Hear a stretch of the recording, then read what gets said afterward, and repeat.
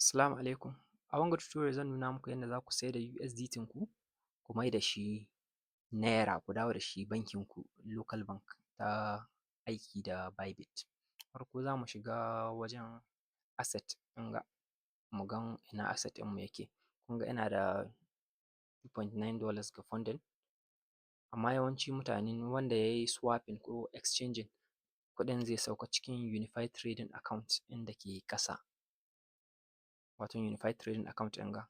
To in kuɗin na nan dole sai an yi converting, ka yi transferring ɗin shi ka dawo da shi ga funding account, funding wallet don ka yi aiki da peer to peer. Don Unified Trading Account bai aiki da peer to peer. So idan kun danna transfer ɗin nan kun gan ga wani ɗan arrow can na canjawa, ga wajen zaɓen coin ɗin da kake son ka saisuwa ma wajen peer to peer. Kana iya danna max sai ka danna confirm. Idan kana son ka mai da shi kuma daga funding ka mai da shi Unified Trading Account kana iya ƙara danna arrow ɗin nan zai yi switching ɗin output ɗin sai ka danna confirm ka yi transferring ɗin shi ya koma ga either funding account ko kuma ya koma ga abin ga Unified Trading Account. So farko za mu koma home. Idan za mu je peer to peer za mu danna deposit. To ko deposit ko kuma ta wajen more ɗin nan akwai za ka ga option ɗin peer to peer. Yanzu mun shiga deposit, za mu shiga peer to peer zai buɗe. By default zai sauko da mu wajen buy option. To ba buy za mu yi ba, yau saidawa za mu yi. Idan mun duba za mu ga list of orders, za ku ga ineligible da yawa. Abin da za mu yi yanzu za mu zaɓi wanda za mu saida ma USDT ɗinmu.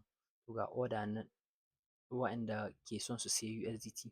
Abin farko za ku duba wajen percentage ɗin completion ɗin shi, sannan da number of orders da ya yi, sannan za mu dubi price ɗin da yake sayan USDT ɗin shi, sannan ga limit ɗin da minimum amount ɗin da mutum zai iya saye na USDT, sannan da maximum amount ɗin da za ka iya completing per order.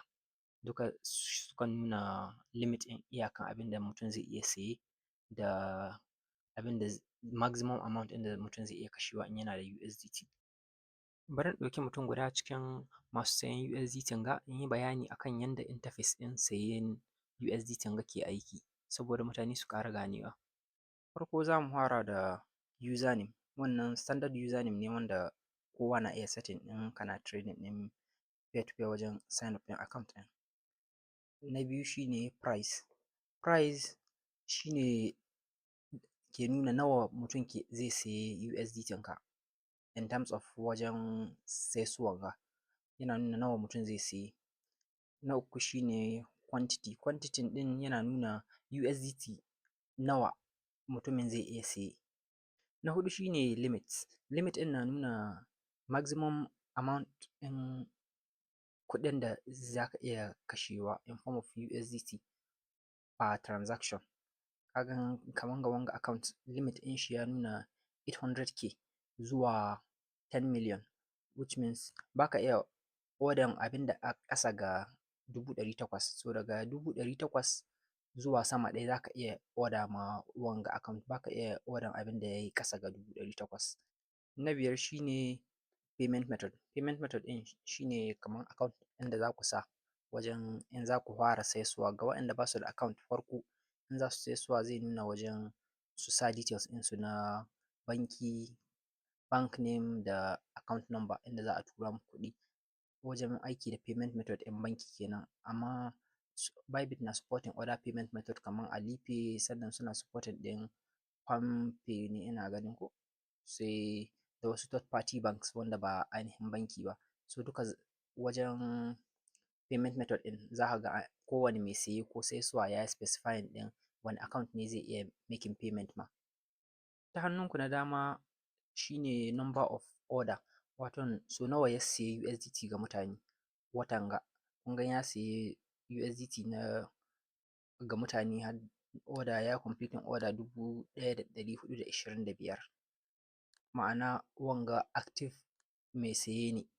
Na bakwai yana nuna success rate ɗin shi 95% ɗin nan da ke sama yana nuna success rate ɗin so nawa ya yi completing trade successfully ba tare da an samu wani tangarɗa ba. So wanga success rate ɗin shi mai kyau ne. Za ku mai da hankali wajen duba success rate ɗin kowane order da za ku yi completing, don in mutum na da a ce 60% ko 50% success rate to akwai matsala. Don haka kaman ga wanga account success rate ɗin shi daidai ne. Don mu bar ganin ineligible ɗin ga, za mu je wajen filter mu yi filtering ɗin ads ɗin. To in kuka danna filter kuna iya selecting in verified user don only account ɗin da anka yi verifying ku ga ads ɗinsu saboda security. Na ɗaya sai ku zaɓi only eligible ads, zai nuna muku only ads ɗin da account ɗinka is eligible. Duk wanda ke da criterion da account ɗinka bai yi meet up ba, ba ka ganin shi balle kai ta wahalan scrolling. Kamar yadda kuka gani yanzu babu wani ineligible ads kuma da ya ɓullo nan. Yanzu muna iya selecting tab in cell sai mu zaɓi sabon ads. Kun ga ads nan na yi scrolling, bayan na danna cell sai da na ɗan yi scrolling kamin na kawo ga account ɗin da ya meet up ɗin criterion daidai kuɗin da ke gare ni, sannan ya yi meet up ɗin limit ɗin abin da zan iya siye. Kun ga limit nan yana nunawa.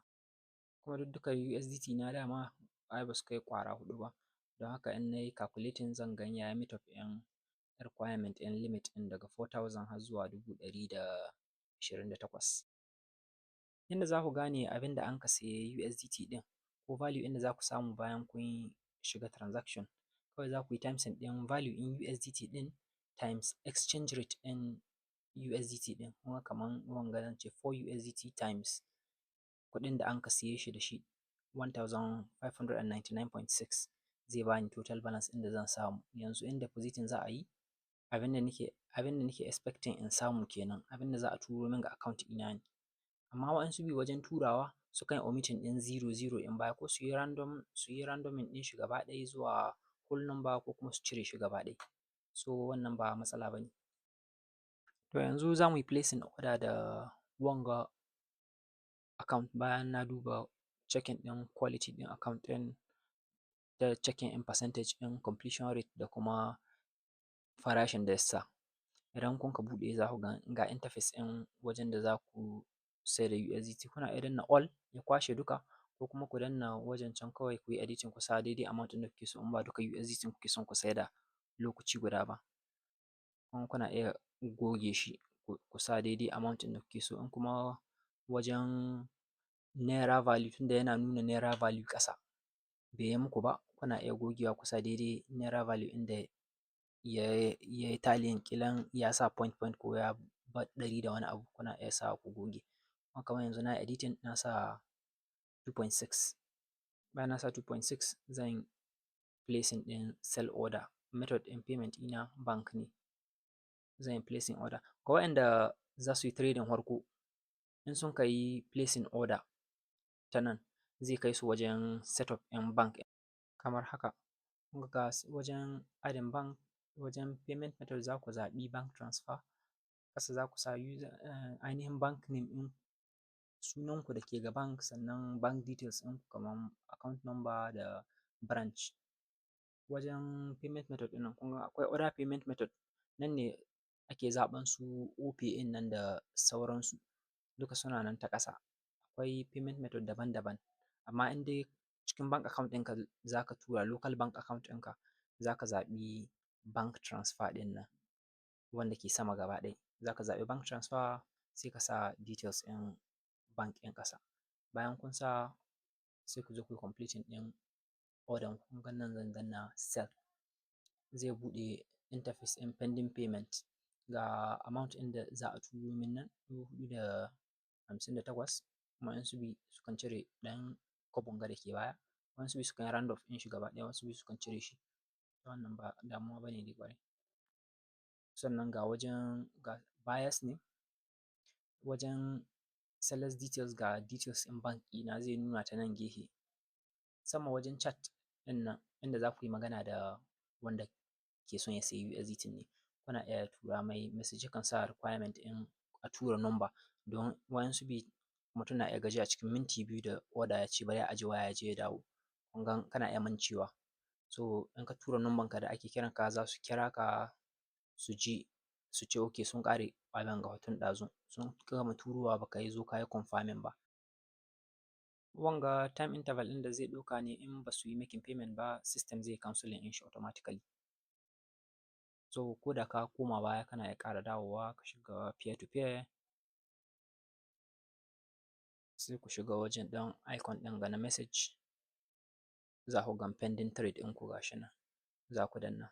Idan an turo zai nuna release now ƙasa, kuna iya danna wajen message ɗin nan na sama sai ku shiga. Waɗansu bi za su turo message, waɗansu bi ba su turowa, za ku dai ga notification ɗin system cewa release now. Bayan an turo kar ku yi releasing ko da sun sa an tura, za ku jira ku ga confirmation. Kamar yanzu ga confirmation daga banki, sannan na duba SMS na gan ga kuɗin nan ya shigo lalle shi ne. Sannan zan je cikin bank app ɗina na GT in ƙara dubawa in gan lalle sun shiga. Don kun san space ɗin ga ba trusting ɗin komi ake yi ba. So za ku yi multiple confirmation tukun ku tabbata kun gane shi da kyau. Sannan sai ku ƙara komawa cikin Bybit app ɗin ku shiga wajen peer to peer, ku je sama wajen ɗan icon ɗin orders ɗinku, za ku gan pending order ɗin nan wanda an riga an yi making payment. Sai ku danna shi ya buɗe, sai ku zo ku danna release now. Idan kuna da 2FA kuna iya sa shi. Kun gan bayan kun danna release now still Bybit za su yi warning ɗinku na cewa ku tabbata kun gane shi, sannan ga amount ɗin kun yi confirming, sannan ku danna, kun yi confirming ku danna release. Masu 2FA za ku yi confirming da 2FA ɗinku, ku yi copying daga code ɗin ku sa, sai ku yi releasing ɗin asset ɗin. Shi kenan kun saida cryptocurrency ku, kun yi converting ɗin shi dawowa naira.